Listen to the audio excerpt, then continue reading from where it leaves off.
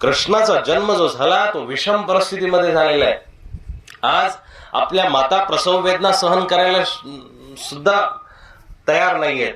आजच्या माता खऱ्या अर्थानं तुम्हाला माता म्हणता येणार नाही.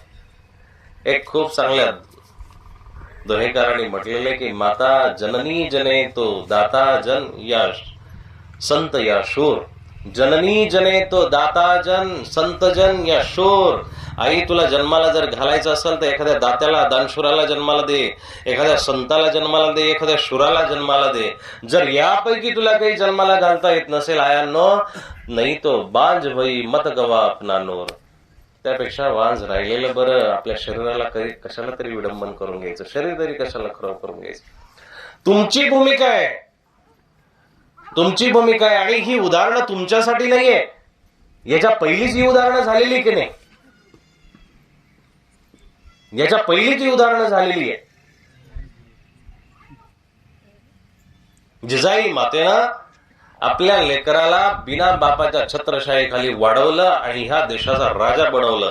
कशी ती माऊली बनू शकली असेल, कशा पद्धतीनं तिला संस्कार देता आले असेल, कशा पद्धतीनं तिनं तिचं संगोपन केलं असेल. रामकृष्णाच्या गोष्टी लहानपणापासून जिजाई ऐकायची, पराक्रमाच्या गोष्टी सांगायची, शूरवीरतीच्या गोष्टी सांगायची. आणि महान महान गोष्टी ऐकून छत्रपतींच्या मनामध्ये सुद्धा आलं की मी उल्हासा माणूस जरी असलो तरी माझ्यामध्ये राजा होण्याची ताकद आहे. मी ह्या देशावरती राज्य करू शकतो, जगावरती राज्य करू शकतो. आणि झाले ना 53 वर्षामध्ये जी भूमिका तयार केली, 53 वर्षामध्ये जे राज्य स्थापित केलं, 53 वर्षामध्ये जे साम्राज्य निर्माण केलं, 350 कोट किल्ले बांधलेले. आपलं घर 55 वर्षी सुद्धा बिना प्लास्टरचं पडलेलं असतं. आपलं कर्तृत्व आणि समाजातल्या महान लोकांचं कर्तृत्व असंच तयार झालेलं नाहीये, असंच तयार झालेलं नाही. सावित्रीबाई एकदा शाळेत चालल्या होत्या. दररोज जायच्या, परंतु एकदा चालता चालता मन विषण्ण झालं आणि विषण्ण झाल्यानंतर कसं बसं मुलांना शिकवलं. घरी आल्या आणि घरी आल्यानंतर ज्योतिबा फुलेंकडे हट्ट केला की मला उद्या एक नवीन लुगडं पाहिजे. बघा, मन ज्याचं मोठं असतं ना त्यांची कार्य सुद्धा मोठी असतात. ज्याचं मन खुज आहे ना, मन खुज आहे, तो मन खुजा असलेला माणूस दारातोंडी फक्त गुलाबाच्या कुंड्याच वाढू शकतो. त्याच्या दारातोंडी मोठं वृक्ष कधीच वाढणार नाही. मन मोठं करा आयांनो, मन मोठं झालं पाहिजे. आपल्याला स्वतःची आई तर आई कोणीही म्हणतो, कोणामध्येही ताकद आहे स्वतःच्या आईला आई म्हणायची. पण दुसऱ्याच्या आईला आई म्हणायला शिका. तुमचं जीवन किती सुगंधित होईल, तुमचं जीवन किती अनमोल होईल. त्याला वेळ लागणार नाही ना, पण जमलं पाहिजे. आपल्याला हे जमत नाही. आपण खूप मोठ्या मोठ्या गप्पा मारत असतो, खूप मोठे मोठे तत्व ऐकत असतो, आपल्याला जगायला जमत नाही. सावित्रीबाई घरी आल्या आणि ज्योतिबा फुलेंकडे एक लुगडं मागितलं की उद्याच्या उद्या तुम्हाला मला लुगडं देतात. दोघेही झोपलेले आहेत. ज्योतिबा फुलेंनी तिच्या अंगाला हात लावला. अंग फणफणून तापलेले, गरम चटके बसल्यासारखा हात त्यांनी बाजूला केला आणि म्हटले, सावित्री अगं तुझा हा हट्ट योग्य नाहीये. आपल्याकडे थोडेफार पैसे आहेत, पण ते पैसे आपल्याला मुलींच्या शिक्षणावरती लावायचे. आपल्याला हे असे स्वतःचे चोचले पूर्ण करून चालणार नाही. ज्योतिबा फुलेंनी असं सांगितल्यानंतर ती सावित्री माता, सावित्रीबाई तशीच निश्चित शांतपणे पडून गेली. दुसऱ्या दिवशी ज्योतिबा फुलेंनी तिला एक नवीन पातळ आणून दिला, साडी आणून दिली, लुगडं आणून दिलं. पण ते थोडेसे जरा नाराज झाले होते की आपली पत्नी एवढी संकुचित विचाराची नसली पाहिजे. आपल्या पत्नीला जर शिक्षणाचा वारसा हातामध्ये घेतलेला आहे तर तिचं मन मोठं असलं पाहिजे. तिनं चांगला मोठ्या मनाने विचार करायला पाहिजे होता. पण ही लुगड्यासाठी माझ्याशी अबोल झाली, लुगड्यासाठी माझ्याशी बोलली नाही. म्हणून ते चौकशी करण्यासाठी गावातल्या त्या शाळेमध्ये गेले. कारकून बसलेला होता. त्या पिऊनला विचारलं की अरे बाई शाळेवरती येत असतात, त्यांचं वागणं बोलणं कसं काय? तो कारकून म्हटला की बापूजी बरं झालं तुम्ही आले. बाई अहो दररोज शाळेवरती येतात, पण त्यांचे हाल माझ्याच्याने बघवले जात नाही. ते दररोज शाळेमध्ये येतात आणि ज्यावेळेस गल्लीमधून येतात, गावाच्या वेशीमधून येतात, त्यावेळेस त्यांच्यावरती शेणाचा चिखलाचा मारा केला जातो आणि त्यांचं अंग त्याच्याने ओलं होतं, कपडे ओले होतात. बाई भिंतीच्या पाठीमागे जातात, तिथं नळ लावलेला आहे, तिथं पाणी आहे, ते पाणी पाण्याने आपलं अंग धुतात आणि तसंच ओलं पातळ अंगावरती घालतात आणि अंगावरती ओल्या पातळ निश्चित दररोज मुलांना मुलींना शिकवत असतात. मला स्वतःला वाटत होतं की तुम्हाला कधीतरी ह्या लापेष्टा सांगाव्या आणि त्या मातेची जी सोसवणूक होते, त्या मातेची जी छळवणूक होते ती कुठेतरी थांबवावी. पण आज खऱ्या अर्थानं बाई खुश होत्या, कारण त्यांनी कोरडं पातळ अंगावरती घातलेलं होतं. ज्योतिबा फुलेंच्या डोक्यामध्ये त्याच वेळेस ट्यूब पेटली, चमकली की ही साधारण बाई नाहीये, की साधारण लुगड्यासाठी पातळासाठी हट्ट करणारी बाई नाहीये, ही बाई समाज उपकारासाठी जन्माला आलेली स्त्री आहे. असा जर दृष्टिकोन प्रत्येकाला जर जपायला जमला तर मला वाटतं प्रत्येकाला, नका तुम्ही गाव घडू, नका तुम्ही खूप मोठं खानदान घडू, नका तुम्ही तालुक्याचा जिल्ह्याचा विचार करू, पण आपापल्या परिवाराचा तरी विचार करा. आपला परिवार ज्याला घडवायला जमला ना, त्याच्या इतका मोठा आणि श्रीमंत माणूस कोणी नाही. आपला परिवार. आणि मग हे जगामध्ये विध्वंस करणारी माणसं कुठून निर्माण झाली हो?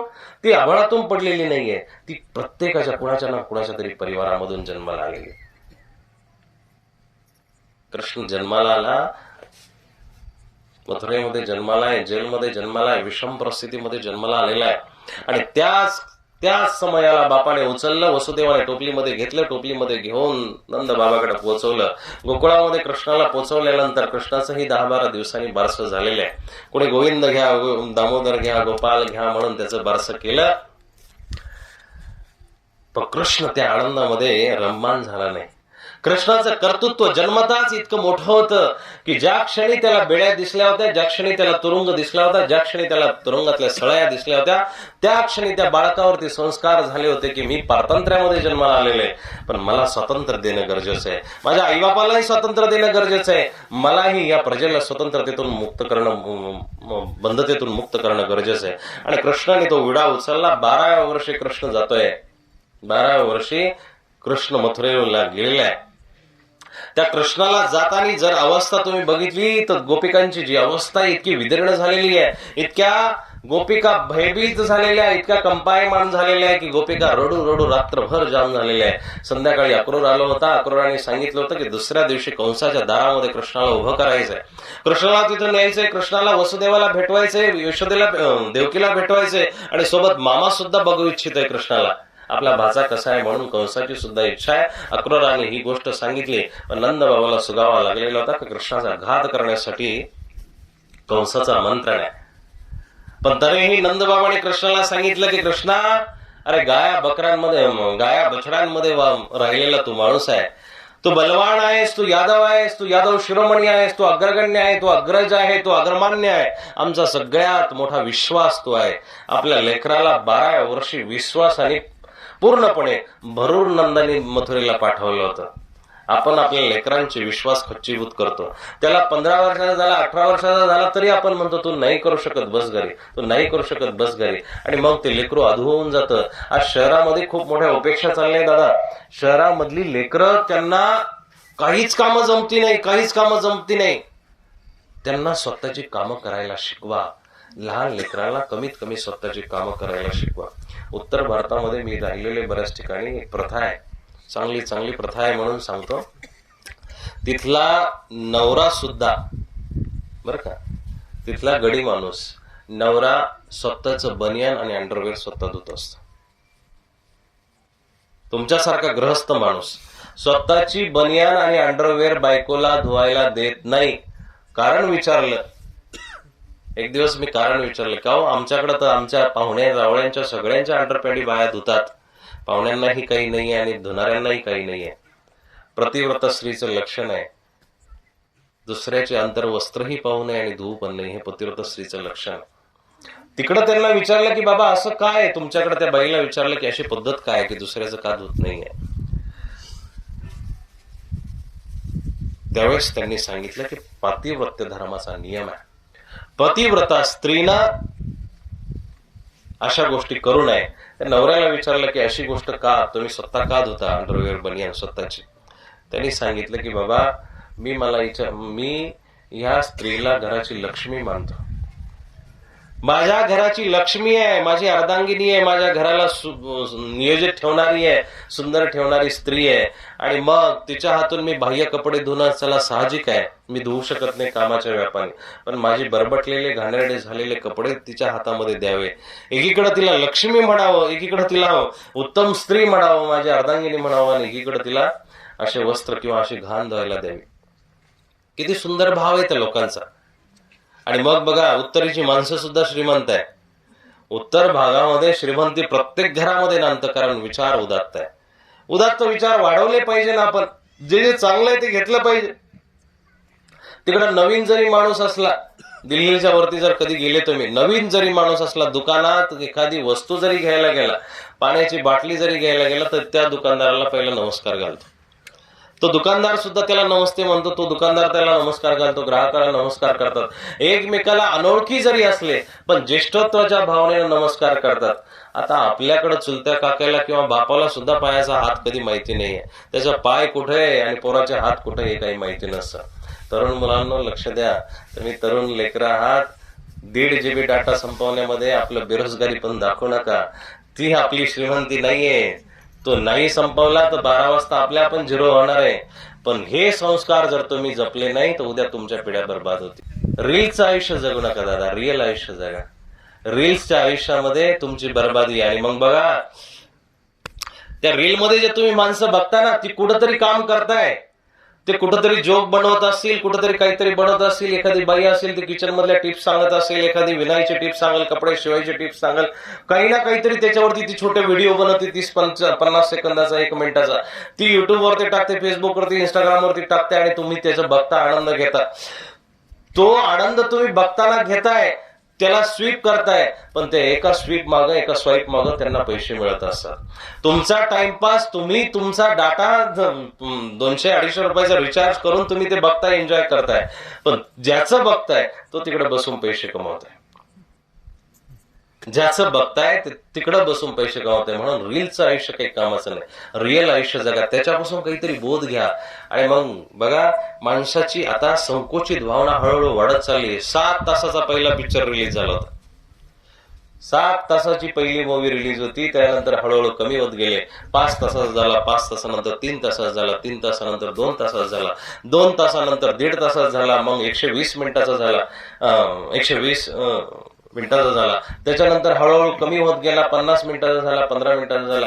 आता फक्त 5 मिनिटाची शॉर्ट मूवी असते, 5 मिनिटामध्ये. आणि त्याचंही प्रमाण कमी होत होत होत होत आता 30 सेकंदाचे रील्स आले.